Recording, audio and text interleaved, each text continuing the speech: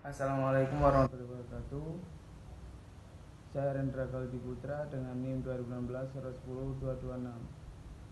Terima kasih atas kesempatannya. Di sini saya akan menjelaskan tentang perdagangan abad 21, perdagangan bebas dan WTO.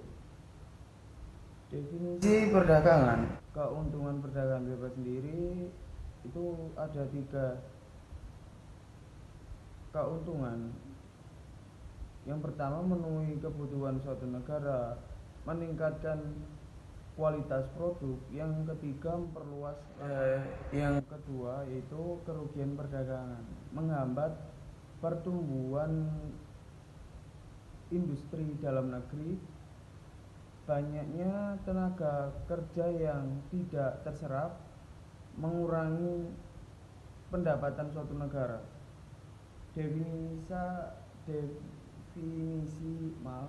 Definisi WTO, World Trade Organization atau disebut juga WTO, adalah organisasi yang tugasnya untuk mengawasi persetujuan atau perdagangan di antara anggota-anggotanya. Terima kasih. Slide selanjutnya akan dijelaskan oleh.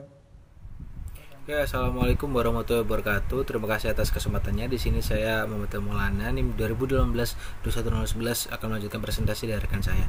Adapun fungsi dan tujuan didirikannya WHO adalah mengatur perjanjian antar negara dalam perdagangan. Nah, kemudian yang kedua adalah mendorong arus perdagangan antar negara. Kemudian yang ketiga adalah menyelesaikan sengketa dagang.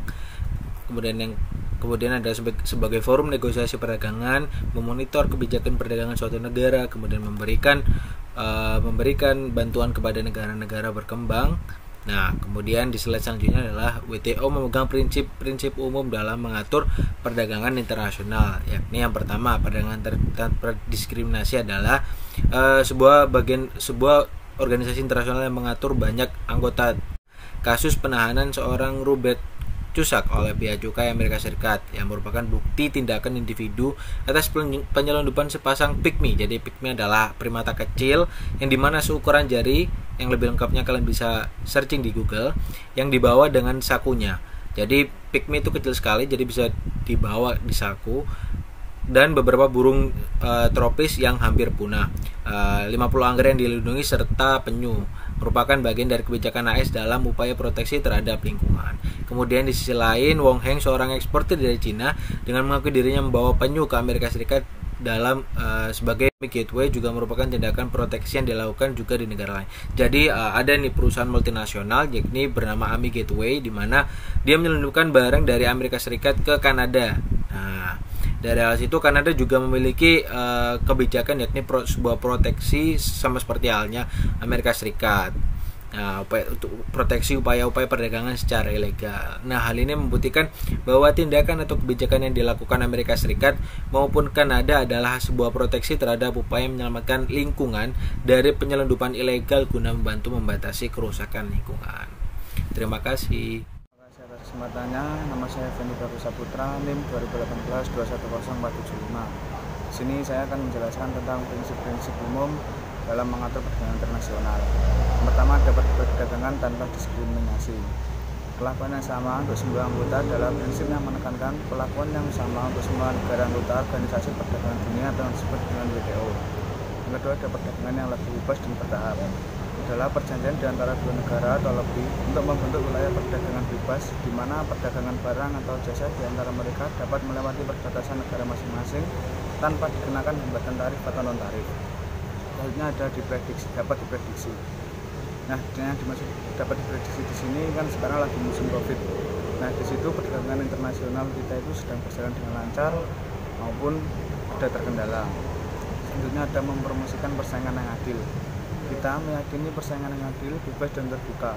Kita mendapatkan keuntungan kompetitif melalui kualitas produk kita, bukan melalui praktik bisnis yang tidak etis dan ilegal.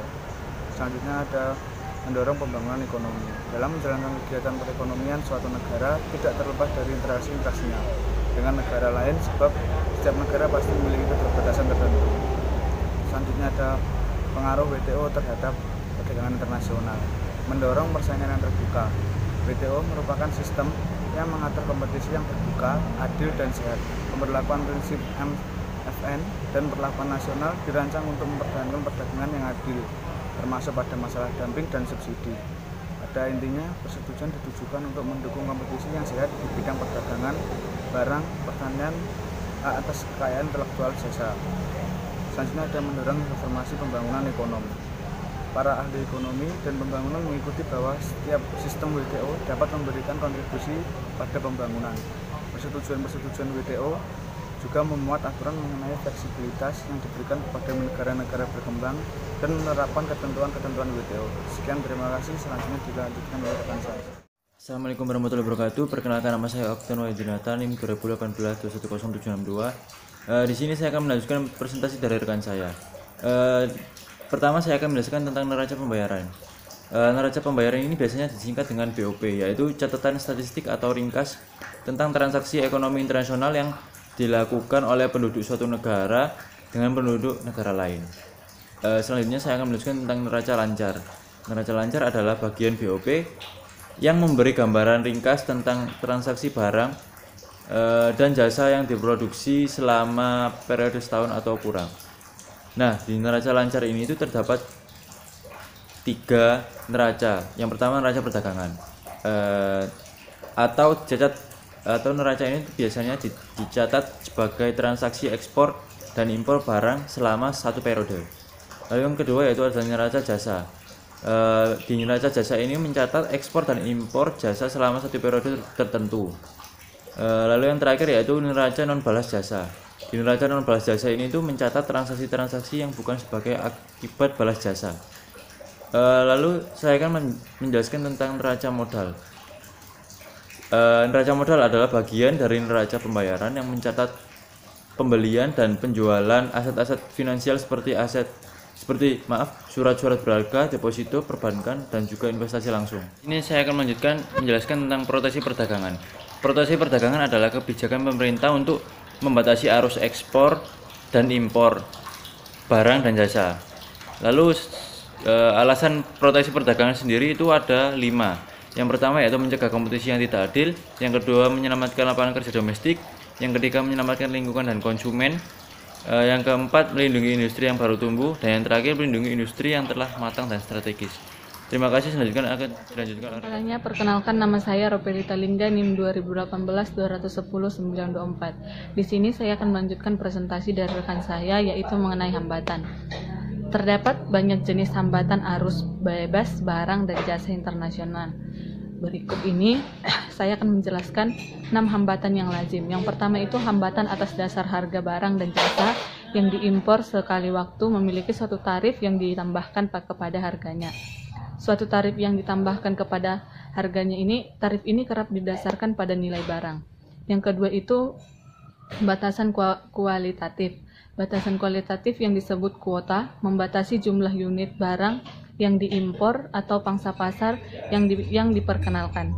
Yang ketiga itu penetapan harga internasional. Dalam beberapa kejadian, perusahaan internasional akan menetapkan harga atau kualitas yang akan dijual dalam upaya mengendalikan harga. Keempat adalah hambatan non-tarif. Hambatan non-tarif ini yaitu peraturan, regulasi atau birokratik yang menunda atau menghambat pembelian barang-barang asing. Selanjutnya yang kelima, batasan finansial. Salah satu batasan finansial yang terdapat yaitu devisa yang membatasi arus mata uang. Selanjutnya yang keenam yaitu pengawasan investasi asing. Pengawasan investasi asing yaitu batasan-batasan atas investasi langsung atau transfer atau remitasi dana. Demikian presentasi dari kelompok kami. Terima kasih. Terima kasih atas kesempatannya. Saya akan melanjutkan presentasi mengenai studi kasus. Nah, jadi studi kasus yang kami pilih dari ketiga studi kasus yakni adalah studi kasus mengenai melintasi perbatasan dengan monyet di celana. Nah, yang pertama adalah ditemukan beberapa fakta bahwa penyelundupan satwa di Amerika Serikat adalah bukti proteksi perdagangan atas satwa maupun flora barang yang dirasakan dan dilindungi maupun sesuai dengan kebijakan pemerintah Amerika Serikat dari perdagangan bebas dengan memasuki suatu wilayah secara ilegal. Nah, fakta yang pertama yang kami temukan merupakan adalah tentunya WTO harus bertindak adil kepada seluruh anggota. Jadi setiap anggota yang dinaungi WTO adalah adil. Jadi tidak ada kekhususan tersendiri bagi tiap-tiap anggotanya. Kemudian perdagangan yang lebih bebas dan bertahap. Kemudian dapat diprediksi, jadi WTO akan memberikan kepastian kepada pihak yang melakukan perdagangan bahwa pihak lain tidak akan melakukan berbagai tindakan yang semena-mena. Kemudian mempromosikan persaingan yang adil. Kemudian yang terakhir adalah mendorong pembangunan ekonomi.